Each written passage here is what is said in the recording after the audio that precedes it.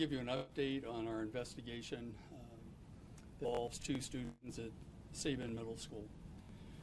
Friday, October 4th, our school resource officers unit took responsibility for an investigation dealing with threats back to Sabin Middle School, both to faculty, students, and facilities.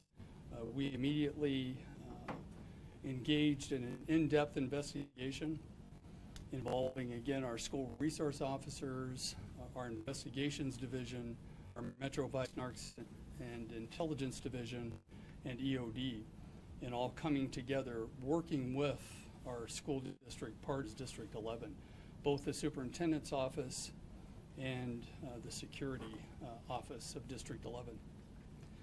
What our officers found, and again, still in the preliminary stages,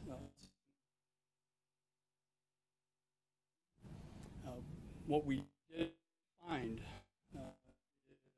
is 2 students, both males, they're 13 years of age, had been putting together a, quote, kill list, that was their terminology, that they used in identifying some individuals that they wanted to punish, what preliminarily looks like behavior that they received information from.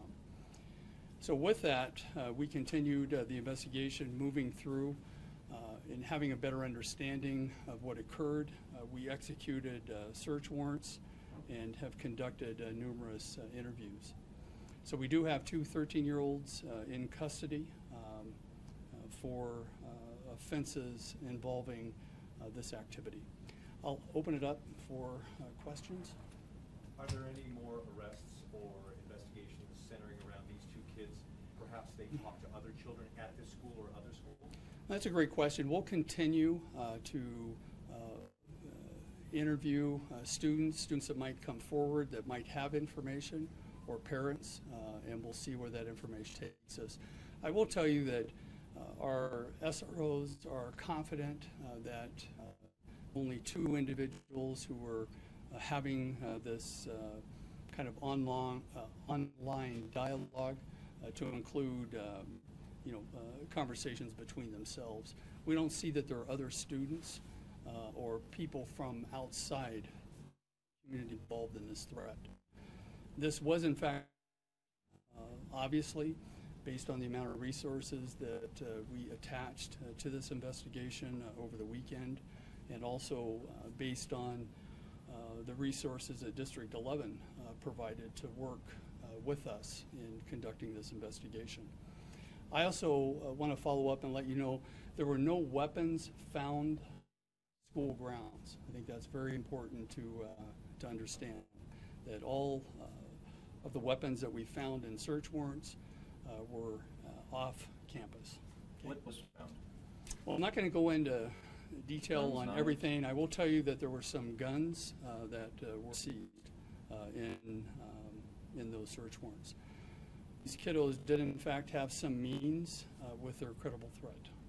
Parent reaction, and were these weapons legal, illegal, part of a collection? Yeah, again, I'm not going to go into specifics on the evidence that were obtained in the search warrants.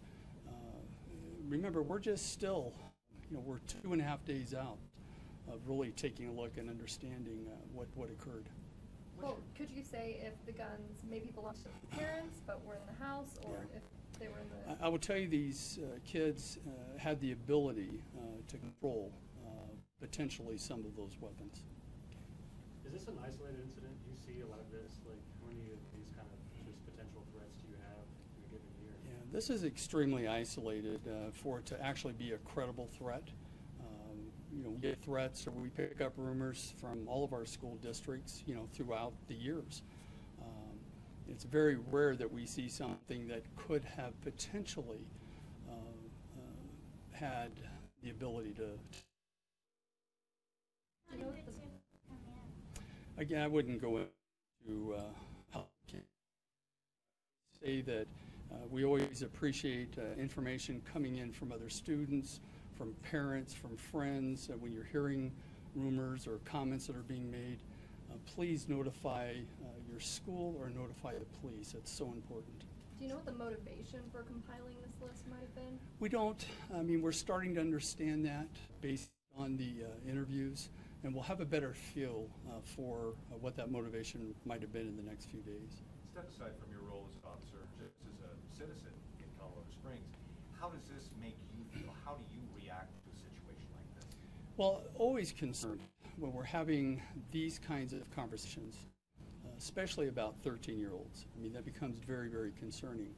What I appreciate about this community is the partnerships with law enforcement back to our community and especially our school districts, and being able to come together and solve something that could have gotten out of hand. Have you ever had legal interactions with these two children previous to this incident? Yeah, I wouldn't get into that level of specificity. Was this a physical list or one that was created online? Again, I'm not going to get into the evidence, but there was a list that was created. You said that they were names? talking online? They were talking, messaging one another. That's correct. How many names are on that list? Can you tell us? Not going to get into numbers. We have, as you saw in the press release, we have spoken with parents or any adults that names might have been on that list, or at least left messages, so our SROs can have direct contact. In your investigation, were you able to find any past behavioral issues involving these two students? Yeah, I wouldn't again go It's into detail on their past histories. Do we know how many students or teachers were on the? I mean, again, we're just in 2.5 days of this investigation. Let the detectives, let the SROs really move, and so we can give information that's correct and not something that we are assuming. Since they're being charged with felonies, are you going to release the names? No. Under Colorado state statute, we would not be releasing juveniles' names. Just for live folks, can you talk about those charges and what potential, if any, jail time they could be facing? Yeah, it's so hard when you're talking about our juvenile justice system. You know, what type of time individuals might juveniles. This is more about correcting behaviors and working with kiddos. So I wouldn't be able to elaborate on what might be the outcome. Much different than adult court. So you have them arrested on felonies. What are those felonies? I'll give those to you offline. Okay. When do parents first learn about this? I'll let School District 11 answer those questions. Any message you have for parents as far as monitoring what their kids are doing online? Thanks. I mean, that is a great question. Again, we talk about this over and over and over. Pay attention to what your kids are doing online. It is so important. Talk to your kids. Listen to your kids. You know, sometimes kiddos are talking about what they've heard from other children. Please pay attention. Listen to our kids. Okay. Cool. All right.